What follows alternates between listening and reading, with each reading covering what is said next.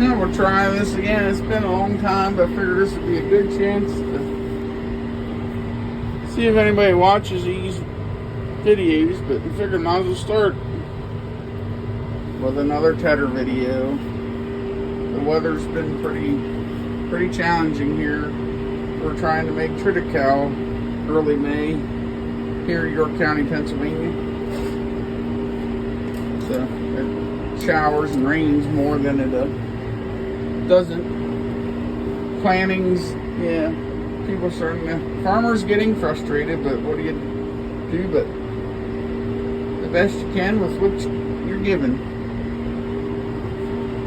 But yeah, we have a new deal started last year with our John Deere dealer, and which is Atlantic Tractor, and John Deere, which I am just a farm worker at Caden Valley Farm where I work, but I've been here 20 years and all. But and I don't know all the fine details, but we're going to be rotating tractors and stuff. Just pushing her a little too hard. Guess we'll have to cut her back a little bit. Slip clutch, she didn't like that spot, or a little ditch or something made it hit a little dirt, but it's pretty heavy stuff. A little bit more mature than we'd like, but the weather.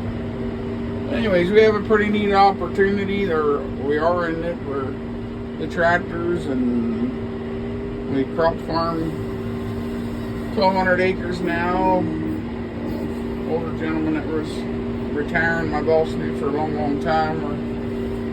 So yeah, we have 13 John Deere tractors that will run a year, and that'll go back, and a sprayer and a self-propelled dry box and a chopper, and talking about putting a combine in. I don't know how it all works, but I thought it'd be pretty neat to share our experiences, because we're going to run the newest stuff all the time for people looking ahead and seeing what's up and coming in the John Deere equipment line that we run. And this may be the last test for this old 2013 Kuhn 10-star tedder. We have a 12-star Pottinger that's going to be coming soon. So it's always something changing, but yeah, me as an employee, I think it's going to be neat sometimes to always have a pretty fresh tractor to sit in. But sometimes it comes with some blips and borks and stuff with the new technology and whatever.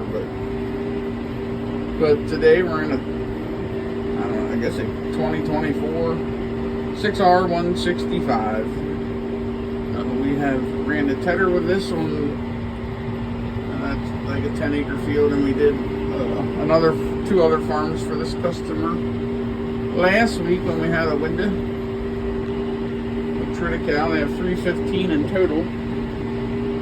The first 125 acres made 102 loads on our silage carts, which average by 17-ton loads at 68% of moisture triticale. So making a decent amount of stuff. Obviously being more mature, its tonnage is going to go up some. I do apologize. I am a little bit of a scatterbrain. But today we have the 90 acres at this farm we are going to get done while the sun is shining. It goes up over that hill down the other side. It's a pretty nice running here for today. But yeah, we'll see if anybody starts clicking on this Fuddy Duddy farming page and see a bunch of new stuff. But I can give you a rundown here of our current equipment for this year, which may, I believe, towards the end of summer, in the fall, some stuff will start swapping out again for the next year. In the tractor lineup, we have in the 8R class a 410, two 370s, a 340, a 280 with duals, and a 280 on singles. In the 7R lineup, we have a 350 with duals in the rear. 290 front hitch, which maybe I'll get a picture of it sitting over there with the Pottinger Mowers on it. I do run that piece. We have two 270s. One's on the rake, which I'll be in later, and one is on a silage cart. In the 6R class, we have a 250 duals in the rear with a loader, a 165 that I'm in, and a 155 with a loader. A 9500 Supper Pelt forage harvester, like a R410 sprayer, R400 dry box. So yeah, it's pretty neat stuff. I don't run it all. The boss does the spraying. We're a gentleman that has that we took over crop farming with does a lot of the dry box running, or the boss does. Yeah, we got the one 280 on a cart, the other one's on the planter. 350's pretty much just pulled a 30-foot accelerator, and we have that on one silage cart now. The one 370 on a 750 tube line shit spreader. Where the hell's the other 370? I gotta think a minute. It's drawing a blank. That's funny. But yeah, the 410 only has 60 hours on it. It had something going on with that EVT transmission, with not having enough hydraulic pressure at low RPM. So that is still being worked on, or yeah, they're don't have a very good update on that. But between Deere and our dealer, they're trying to solve the issue on that one. 340s on the drill. That blows my mind. I can't think where the other 370 is at currently. It's pretty bad. It's going to come to me now. It's driving me bonkers. Which I'm sure whether you're a farmer or wherever you work, as you cross over the hill of 40 years old, there's sometimes the mind can forget the simplest things, which really don't matter. But yeah, we're trying to push 6 mile an hour sometimes, but the clutch don't like it. Right now we're at 5.2. Sorry, reading the message here on my phone. But yeah, guess I should be like everybody else and have a good closing statement, which I haven't come up with one yet, but we'll work on that.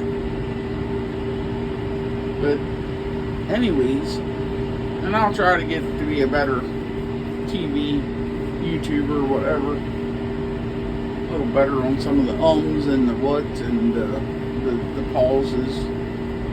But I think it'll be pretty neat to see all the new stuff as we run it. This does have like a little newer. This isn't the G5. This is just the small screen, but it is laid out like the G5 that is in the 6R250. I think is the bigger screen. I should know that. That's just been loading manure, and I usually run that. Command Pro transmission in all of them except the 280 on the planter and the 340 on the drill. They do have IVT right hand reverser. This is a 660 loader, same as the 155, and the 256R has the 680 loader.